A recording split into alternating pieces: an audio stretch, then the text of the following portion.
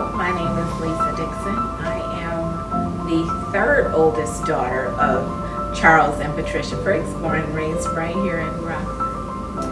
And I am a mother of two and a wife to a fabulous husband. And I am a member of Zeta Phi Beta Sorority Incorporated. And member of the local chapter of Zeta, which is Upsilon Chi Zeta here in Rockford. I'm also the domestic violence coordinator for our local chapter. I am a Sunday school teacher at Second Christian Church, which I am a proud member, have been for a couple of decades now. And I think that's me in a nutshell. I work full-time Monday through Friday on a couple of committees through the sorority, and that's me. That's all of me. That's all of me. I'm Royce Dixon, son of Betty and Roy Dixon. I'm the second oldest of three. I'm second of three, and I am a full-time bailiff at the Winnebago County Courthouse by day, Monday through Friday, but every day and all day. I'm the co-owner of Be Blessed Clothing, author of now three books. First book was Hidden Feelings, which kind of deals with why men have a hard time sharing their feelings or showing their emotions. The second book, Blessed While Broken, is a book about me and my beautiful wife here, Lisa. The first time we were married 18 years. Then we were divorced officially for like a year and a half, 2 years. And then we remarried back on the same day. So we've now been together a total of 30 years. We've been married 26 or 28, depending on how you want to look at that part of it. I'm a father of two. What else do I do? I'm a member of Phi Beta Sigma Fraternity Incorporated, our local chapter. Here's Nu Pi Sigma. Shout out to all my brothers. And I'm also a member of Second Christian. I do the video for the Facebook Live, so if you're ever looking at my page, you'll see that. I do that. And I think that's about it. I do a little bit of everything.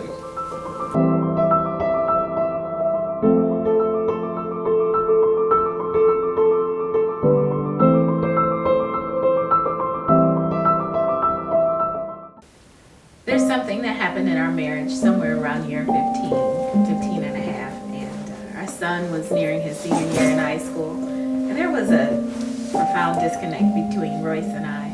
I went to him one day and I said, we need to talk. We don't know where things are going, where they're headed, and I feel that we're headed somewhere we're not going to know each other. When our son was off to school, which was his plan. Our daughter was already out of the house, and I was worried, and he acknowledged my concern, but he never put a pause in any of the day-to-day to really talk about what was going on, and so the issues that were at hand became compounded, because in the back of my mind, I kind of put a subject on the table and we never addressed it. So we went through being the biggest fan in the stand for our son through his junior year of football, and then senior year, and then combines, taking him to combines. We were great fans for our son. We showed up.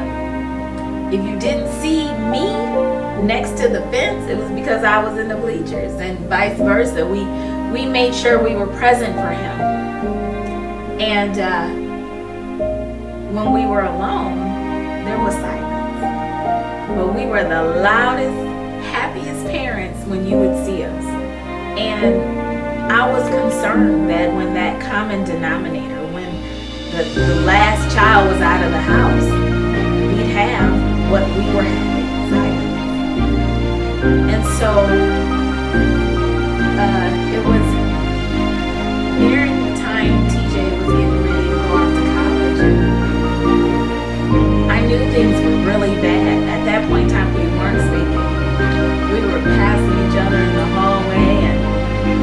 sideways so we wouldn't even feel each other's wind.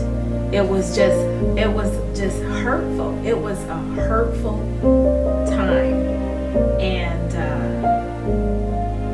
we took him to college. And my mother went with us. And I remember we stayed in a extended stay because we were there for like a week. And when I slept in the bed, he slept on the couch. And when I went to the couch, he went to the bed. And we were in Texas dropping off our baby. And we couldn't even console each other in this. And it wasn't even something to console each other for. We should have been celebrating taking our baby off to college. But we couldn't even celebrate with each other. It was just such a bag of emotions. We were happy for our son.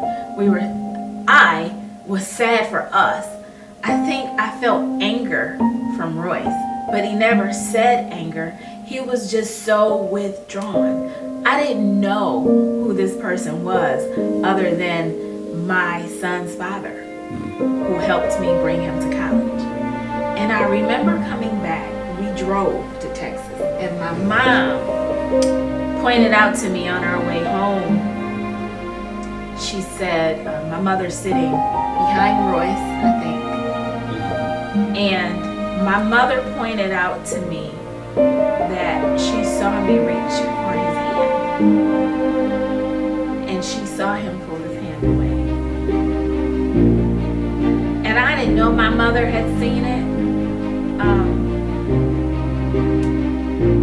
But it was hurtful, because as much as you would want to believe that what happened in your home would stay in your home, especially trials, it was obvious. It was obvious. It was obvious to those that loved us. Nobody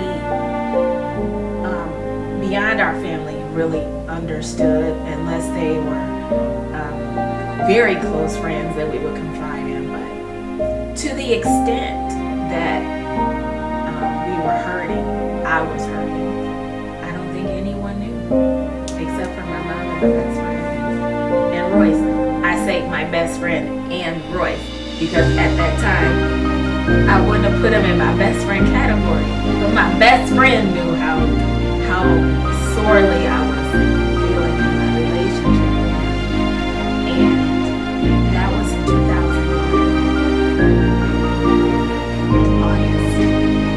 August 2011, we dropped our son off. We made it back home on a Sunday. And I said to Royce, Monday, we need to talk. And I said, well, we can't keep going like this. There's nobody else here. It's us. It's either going to be quiet or we got to talk. And we got to decide. And this was Monday after, or you had the day off, or you went to work? I went to work. You went to work. So this was before his Monday night softball game. And I'm thinking, we got to talk. Yeah. Okay. So he went to play softball. And I think he called me on his way home because he was stopping to get some chicken. And I don't think he asked me if I wanted anything. But at that point in time in our relationship, he wasn't asking. I'm stopping to get me something to eat. Okay. And so I knew he was on his way home. He came home, and okay, the question is out there because I asked, and it's still out there. And he stood at the stove in his softball, and I had laundry in my arms, and I'm walking through the kitchen, and he puts his food on the stove, and he starts talking about his bad experience in the drive-thru. at the chicken place. And I won't give the name of the branch, but he's talking about untimeliness and attitude, and I'm walking through the house and I've got these clothes, and I looked at him. He's at the stove opening his eyes. I said, so what are we gonna do? And he didn't look up at me. He was putting his honey on his biscuit. And he didn't look up at me. He didn't even look up at me.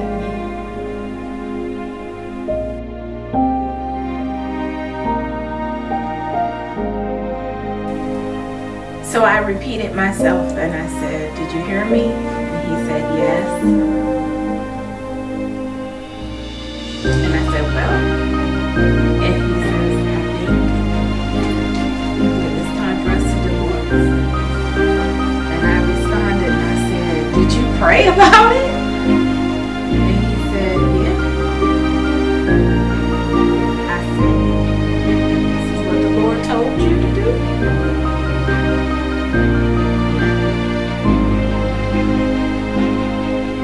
I said, okay. When are you leaving? And he said, I'll be gone by the end of the week.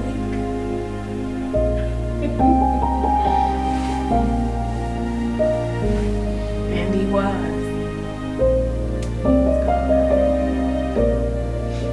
So I had to resolve to myself my current state, being alone after being in a relationship, a marriage for 18 and a half years, and my daughter had already been gone, but my son, was there up until a week ago. My husband was there up until a week ago. And a whirlwind.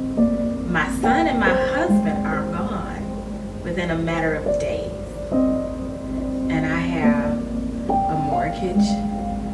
I'm just 6 months on my job. I got a car payment. I got utilities. And I have not had this much responsibility in my life on my own ever. I've had somebody with me since I was 16. I've had somebody, and here I was. I had somebody to care for, or somebody to care for me since I was 16. And here, everybody was doing their thing. My son was doing his thing. My daughter was doing her thing. My husband, I don't know what he was doing, but it wasn't me. So what do I do? What do I do? I cried a lot. I remember walking through that house. If there was a microphone or a camera, it would have caught me. Praising, crying, wailing, cleaning, crying, wailing, checking the door, crying, cooking. It was like I just had to keep touching things almost to make sure this was really real. Am I really the only one here checking the door? Am I really the only one here making sure the laundry gets done, the stove is turned off, nothing's leaking? I'm it.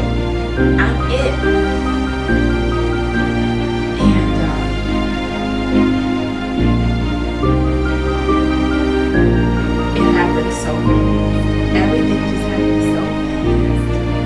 And I couldn't catch my breath. I remember one time crying to my mom. I think it was the day that I signed the papers that were being filed. And I remember calling my mom, and I remember crying. I was on the second floor of that dang perfect garage downtown. And I remember saying, he filed. And I could hardly say it without just feeling it catch. And my mom, the way my mom can, she's just, wow.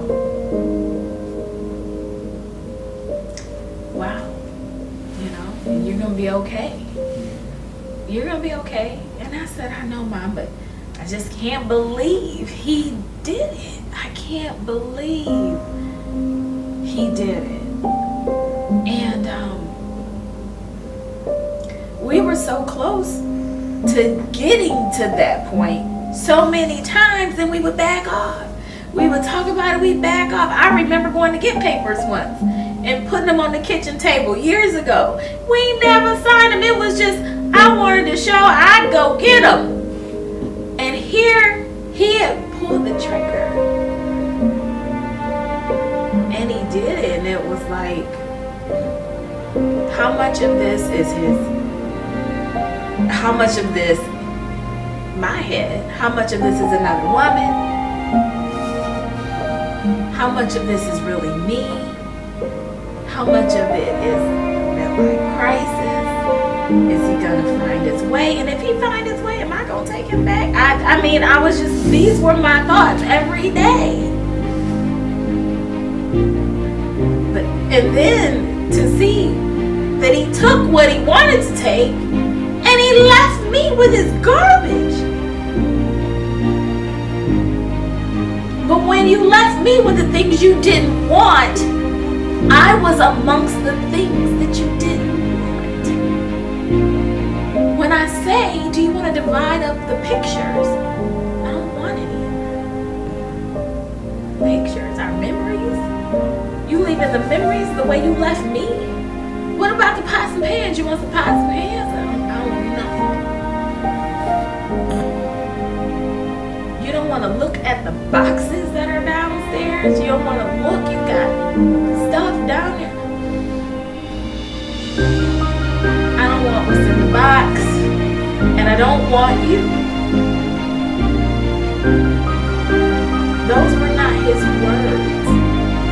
But he could have, to me, when he said, I don't want any of that stuff, I was part of the stuff because you left me. You left me just like you left the shoes, just like you left the pants, just like you left the pictures. You left me to be discarded, to be picked up by whoever would have it.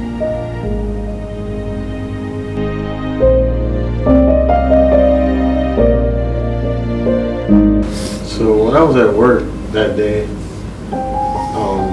in August, I went and got the paperwork.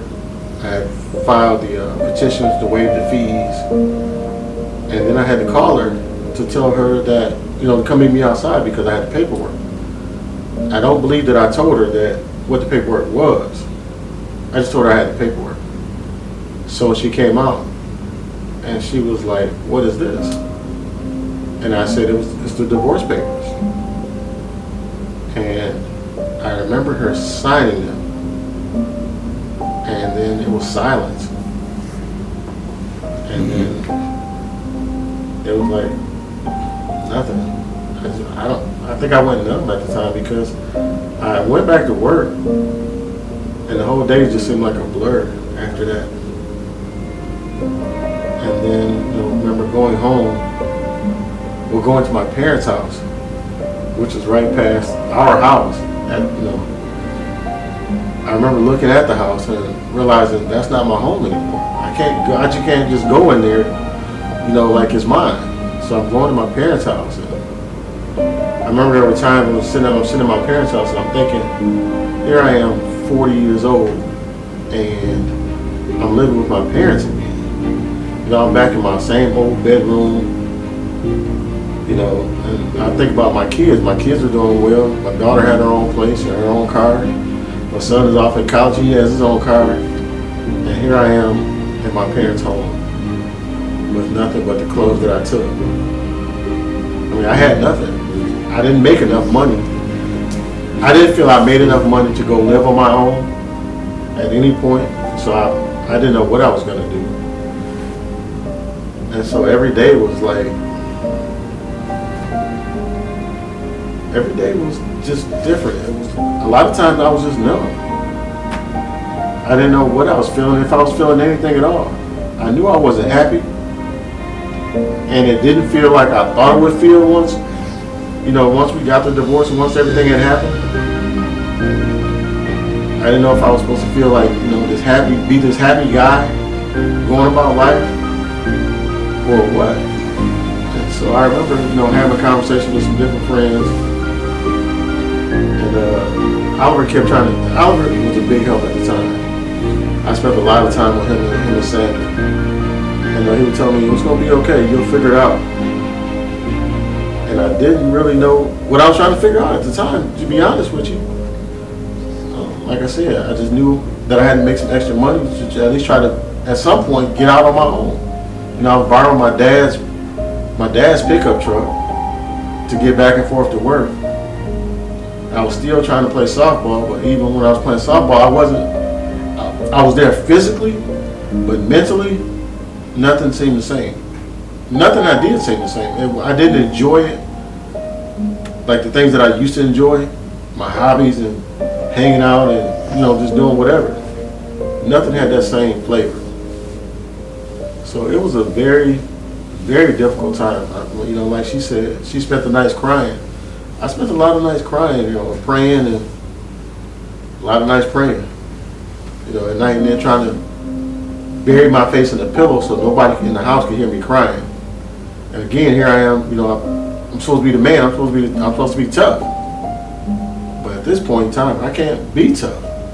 And I remember one day I went out after work. I think me and Lisa had some conversations. No, we took our son back to college, I think. We took him back to the airport.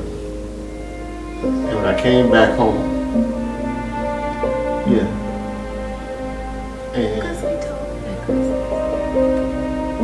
I'm just kind of moving forward a little bit. We came back one night from the airport, and I lost it. I was sitting in the truck, and I'm just crying. And people were calling me. I could see that they were calling me, but my mind wouldn't allow me to answer the phone. And so I sat there bawling like a baby. I've never cried this hard ever in my life. And I couldn't answer the phone. I was just sitting in this empty parking lot, just me. And I had a breakdown. And the only thing I could say was Jesus. And I kept calling on the name of Jesus. And this went on for like a couple of hours, I believe. And I began to pray again. And finally, I was able to answer the phone. I think it was my sister that called. And I was able to answer the call. And I kept telling her, just come get me. I can't drive. Just come and get me. And when she came and got me, they got me out of the truck and got me in the car. And I remember sitting in my brother's kitchen at the table.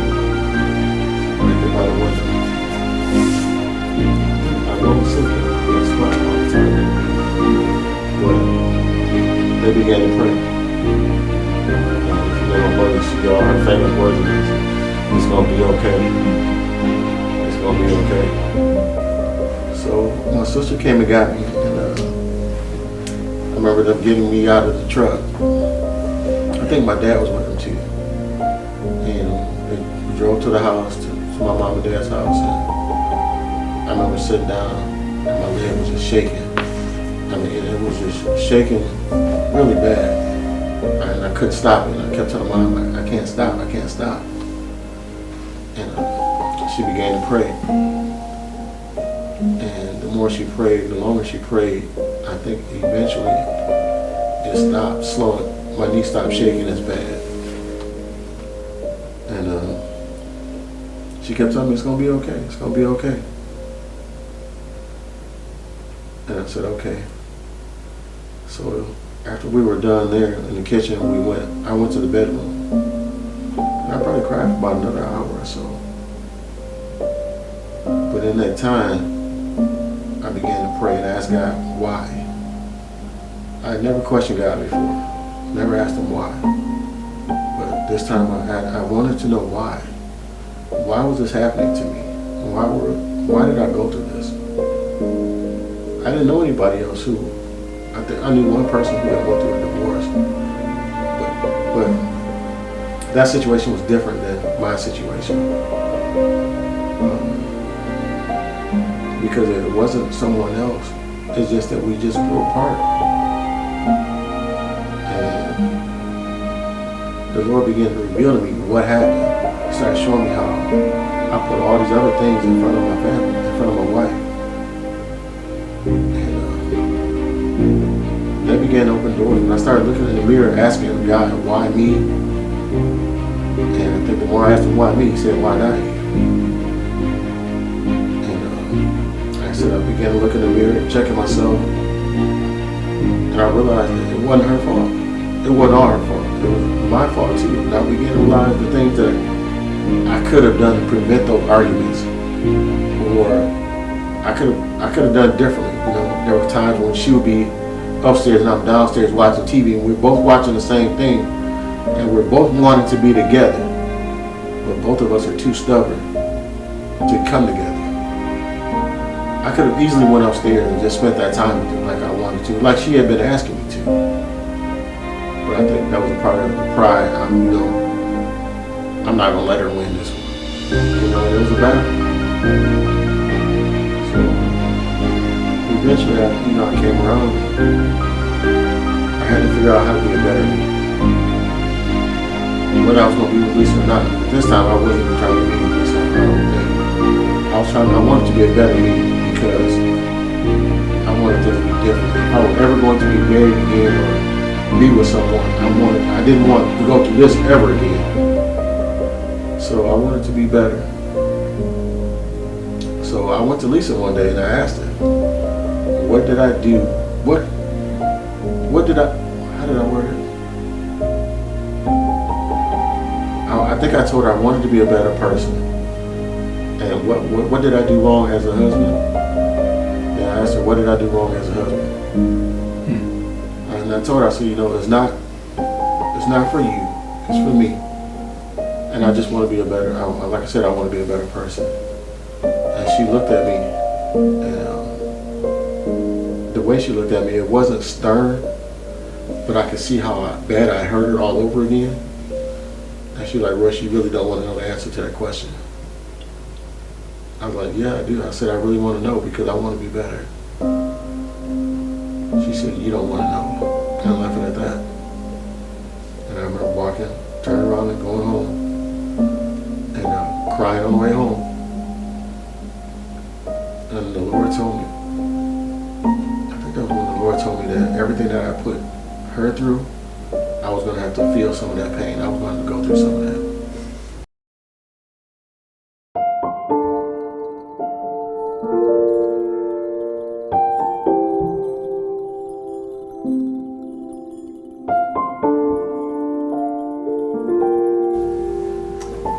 So, Royce asked me maybe about 2 weeks after the divorce, a week before the divorce. So, it was the week of my birthday. So, it was a couple weeks after the divorce. We're divorced. And he saw me. He would try to leave work at the same time that I would leave work because we were living on the same street. So he would try to catch me, pulling the cans off the curb or checking the mail, or, he would try to time it where he would see me. And I would deliberately try to not see him. And I had some flexibility where I could leave at 4:30 and I knew he couldn't get off till 5. So I would try to be home, car in the garage door down, curtains drawn. I didn't want to see him. And it was a Monday. I know it was a Monday because I was getting garbage cans on. Or it was a Tuesday then. Yeah. And he was coming down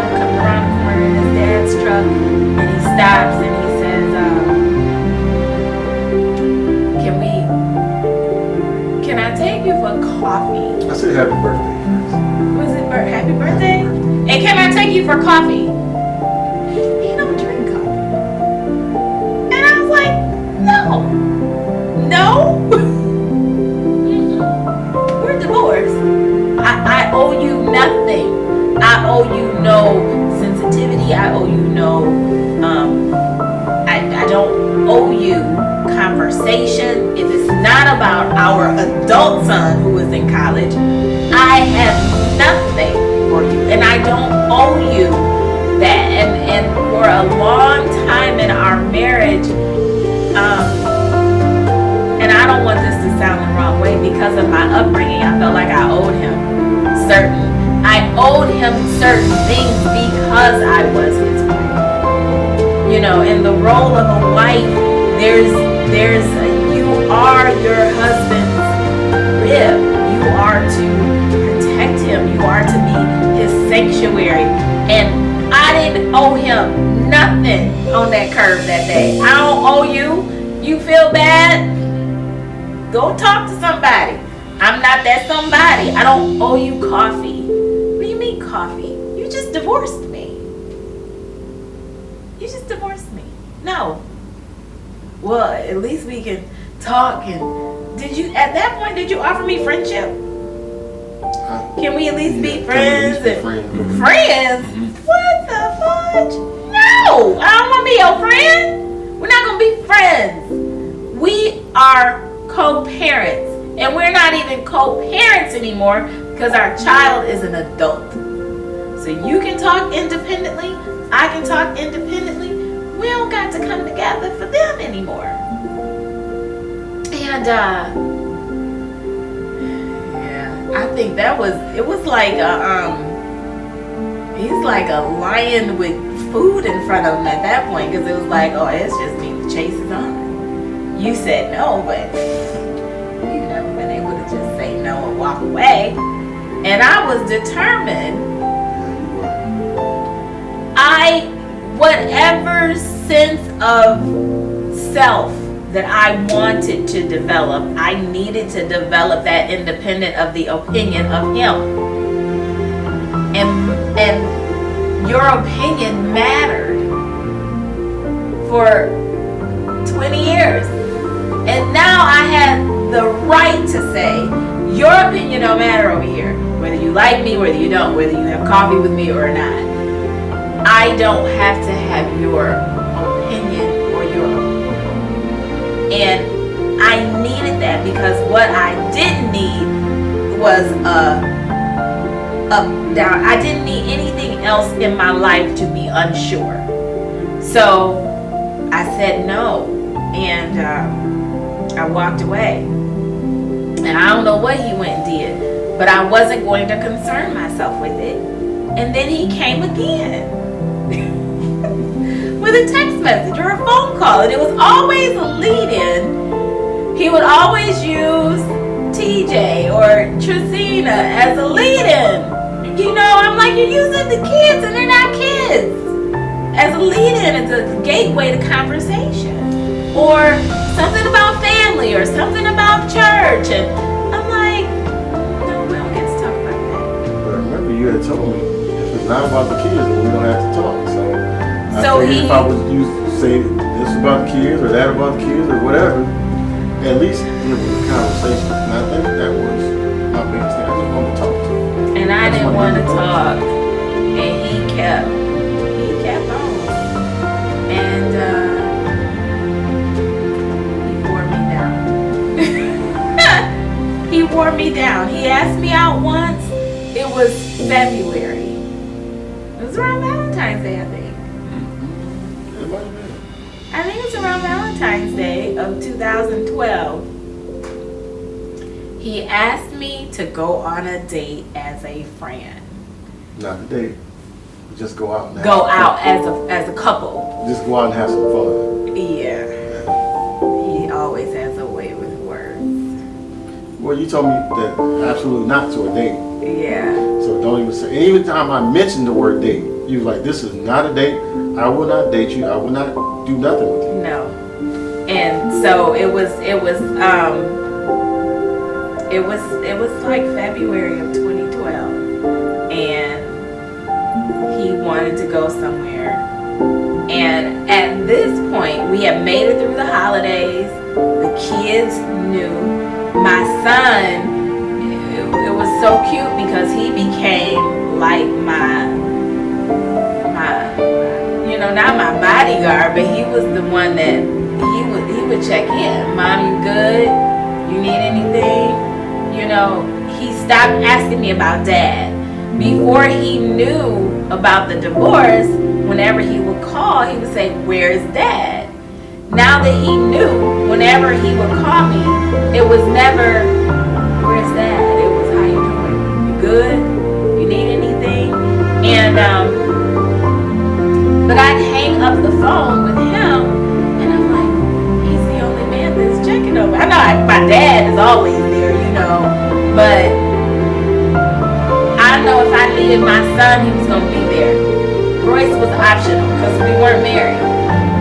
My dad was going to be there. And so I would hang up the phone and I'd get angry. I think that's when I started being angry about the situation.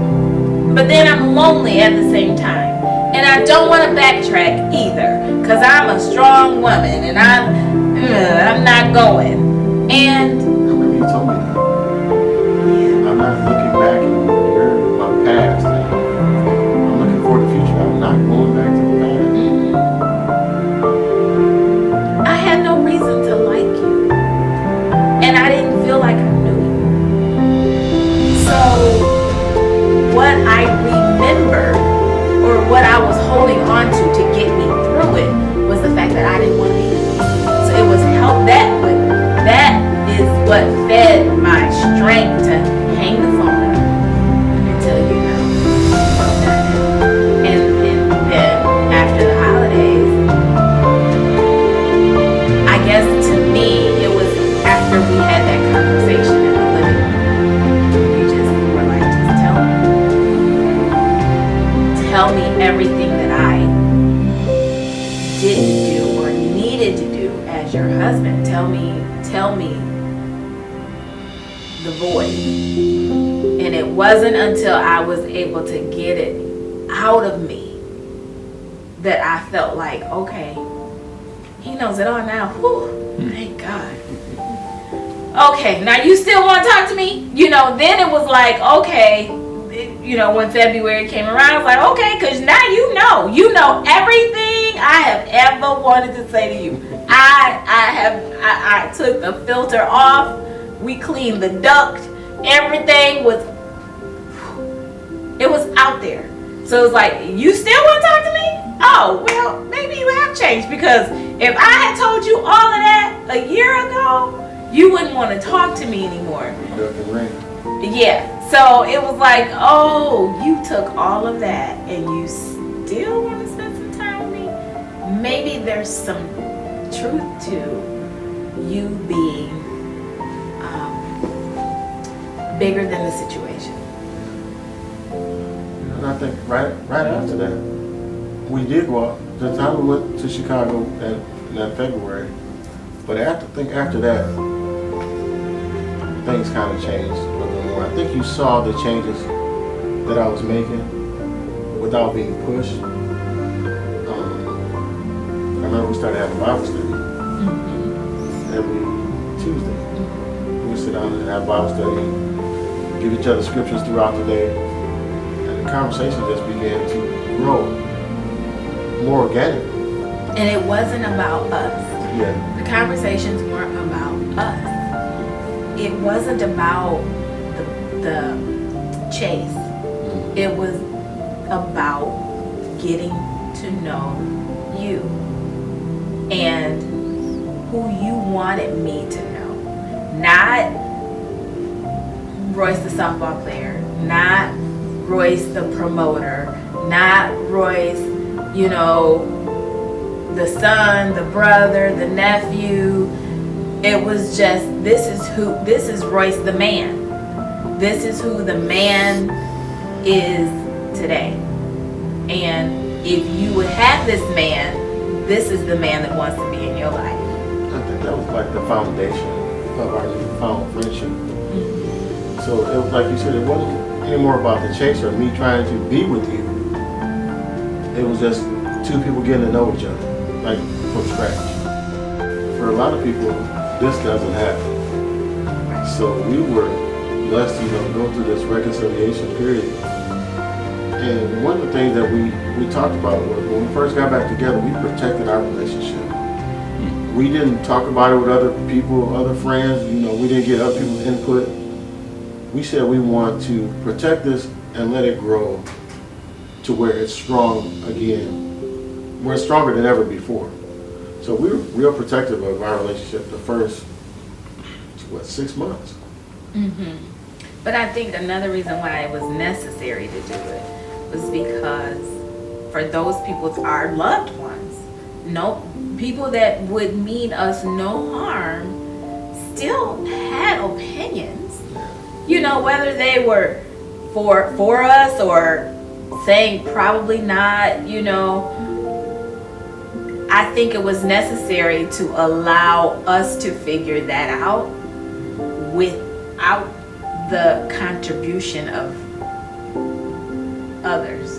It was necessary because in a relationship, if you think about it as like combat, we sleep back to back so that you can see what's coming and I can see what's coming. It ain't four of us, it's the two of us back to back to keep our heads on a swivel. So I think it was necessary during that time because we really needed to know, okay, if I move this way, how are you gonna move? We needed to learn each other's language all over again. And we can't learn each other's language if we got 5 tongues in the room. So I needed to hear you, you needed to hear me. We needed to be clear on what we wanted out of each other, for one another, individually, as a couple. And I think it was necessary. I think we missed that when we got married the first time because we didn't know ourselves, let alone each other. And so we relied on people to kind of help us out. Well, maybe you should do this, maybe you should do that. And so the second time around, it was necessary for us to hide away. Well, I think too, what helped us, we sat down at the kitchen table and we started talking about the future. We mapped out our future. We started talking about our goals and our wants and making sure that things lined up. It wasn't all about what I wanted or everything that you wanted. Even with our own individual goals, it still met up for the team, for the family. And I remember you came up with that great saying, I can't win if you lose. I didn't come up with that. I think that was Dr. Phil. Well, you told it to me. So I'm gonna give you the credit for it. But when I began to understand that and we began to talk about our marriage as a team, we both have to be on the same page. We both have to know our positions. We have to do, and wherever you're lacking is where I need to be strong, and wherever I'm lacking is where you need to be strong, and wherever we're lacking together, we're gonna go find the information to become better. And I think once we started looking at things in those perspectives and thinking that way of I choose you daily. I remember we talked about choosing each other daily and being conscious thinking, always keeping the other person in the forefront of our minds. And I think we did that intentionally, and it helped the reconciliation. Right, because I think before we didn't consider each other an extension of who we are. And I think that's every relationship. You forget that your significant other is an extension of you. They're not independent of what's good in your life. They're a part of what's good in your life. They're not just, bystanders and like an onlooker of the negative things. They're in there with you, feeling those negative things. So I think what we did, where we had fallen short prior, is where we're mindful not to do now. So what hurts you, it is going to hurt me. It will hurt me. And if I go out and I shop ad nauseum and I don't think of our home and the provision that is needed here, that's going to hurt you because you're in here with me. And I think that's where a lot of relationships, they are off. You are an extension of me. I can't hurt myself and it not hurt you. I can't go out and gain weight and think my weight gain is independent of you. Because if I gain weight, I can be less available to the things you may need. So my weight gain is my diet, it's my intake, but it's going to affect you because you are an extension of me. And I think relationships, for people in relationships forget that. They forget your left and your right hand have to work together. You know, I think part of the problems that people have in relationships, and you know, I know people say communication. You know, they just throw it out there so loosely, but it's not. You know, when you're sitting in the room, you have to be present in the room to learn your spouse's language. You know, you may, because if you're not, if you're in your phone, you're watching TV, you're gonna miss something that's very important that she's telling you that's very important to her. And I know I had a bad problem with that. You know, the first time we were married, we may be in the room talking, she's talking to me, but I'm on my phone, or I'm trying to watch a game or whatever. And so I missed all the signals that she was telling me. You know, she had foretold me about where we were going to be. Had I been present, had I been listening and actively listening, I would have picked up on those things, and we could have prevented going through the whole process. But I think sometimes God knows best. Mm-hmm. And He knew we weren't ready at the time, that we had to go through this in order to get where He wanted us to be at now. So, you know, I don't want people to think that every time, you know, that everything is great between the two. We still have our problems. Mm-hmm. But we've learned how to get past those problems by talking to other couples that's been married a long time. We've been to some marriage retreats. You know, a lot of people look at counseling as a bad thing. You wait till the things are bad to go to counseling. No, you go to counseling when things are good to learn how to keep things from being good. You know, we learn how, if you look at it like take maintenance for your car, you don't wait till your car is broke down to go put some oil in it. When you know it needs oil, that's when you start putting it in before it gets bad. So don't wait until you're on the brink of signing that paper. And don't mind if, while we're on this subject, don't even play with the paper. Don't give yourself that option.